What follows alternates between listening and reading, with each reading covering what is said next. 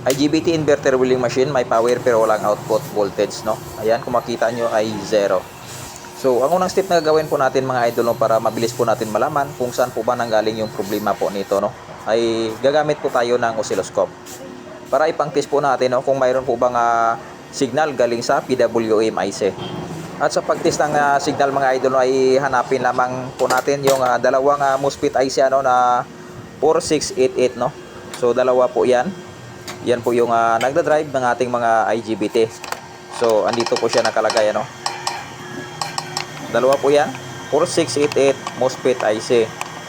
So, ayan po, yung dalawang SMD na IC po na yan, no. Yan. So, doon po tayo maglagay ng positive probe ng ating oscilloscope sa common drain ng MOSFET IC po na yan, no. So, iisa-isahin po natin, no.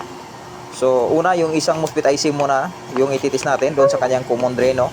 Yung test pad ng ating oscilloscope. At pagkatapos yung negative ground ng ating oscilloscope ay doon po natin ilalagay sa negative output ng ating welding machine. So, kita nyo mayroon yung display. So, ngayon, so, dito yan nakakunik, no? Yung common drain. So, dito na lang po tayo magkabit ng ating oscilloscope, no? Para hindi po tayo mahirapan, no? Mas mabilis dito ikabit yung ating oscilloscope. So, yan. Naglagay po tayo dyan ng lead wire, no? Nakabitan ng ating oscilloscope. At pagkatapos, yung negative ng ating oscilloscope, no, ay dito natin ilagay, no, sa aluminum bar, no, na nakakunik sa negative output ng ating mga inverter wheeling machine. At kung mapapansin nyo mga idol, mayroong signal na nasagap yung oscilloscope dito sa common drain ng isang MOSFET IC na 4688, no. Ayan. Kaso yung sa bandang itaas, no, ayan, kita nyo. So, hindi maganda yung kanyang waveform, ano. So, try din natin doon sa kabila. Tingnan natin kung ganun pa rin ba yung kanyang waveform. At ayan, kita nyo sa kanyang positive side, no, yung waveform ay hindi maganda. So, kapag ganyan mga idol, 100% na mayroong shorted na IGBT, ano. So, yan. Tatanggalin na muna natin itong oscilloscope, ano. At pagkatapos, i-check natin yung kanyang IGBT, no, gamit yung continuity test. So, sa pagkakataong ito, tanggalin muna natin, sasaksakan yung ating mga welding, no.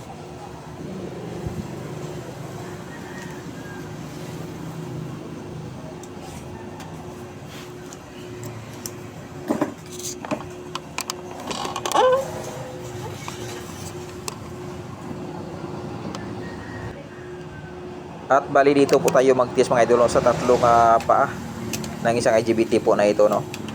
So sa kanyang gate, collector at saka emitter, i-test natin. So bali ang welding machine po na ito ay may dalawang IGBT. So yan, naka continuity test tayo, no. So test natin gate at saka emitter. Kita nyo nasa 356 ohms. So masyadong mababa, ano. So ngayon, check naman natin dito sa collector at saka emitter. At kung makikita nyo nasa 230 ohms. So leaky na po yung IGBT po na ito mga idol, no. Yan, so lipat naman tayo doon sa kabilang IGBT, no. So ito, gate at saka emitter. Ayan, shorted na, no. Yan, 00, no. So collector at saka emitter, walang reading, open. So confirm na sira talaga yung IGBT. At para makasigurado po tayo, no, 100% ay kailangan natin tanggalin, no. Sa pagtanggal ng IGBT mga idolo, mas maganda kung soldering iron lang yung gamit nyo, at saka pa maganda yung may mataas na wattage, ano. Pero kung mayroon naman kayong desoldering station kagaya nitong pinagtanggal po natin, ano, ay mas maganda, no. Kita nyo natanggal agad yung IGBT na wala man lang kahirap-hirap, ano. So yan, tingnan natin, ano. So ito po. Ayan, kita nyo mga idol, no? Visual inspection pa lang, nakita na natin agad itong isang IGBT ay mayroon ng crack. Ayan. So 100% na sira na talaga ito ano. Yung number po pala nito ay tingnan natin ano.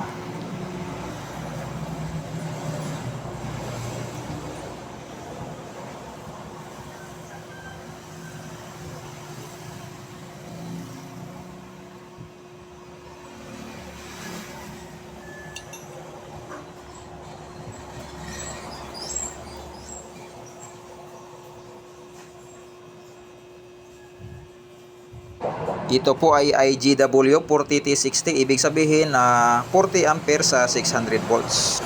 So mas maganda na ipapalit dito mga idolo yung may mataas-taas na specs to. Papalitan natin to ng 50 amperes at 650 volts.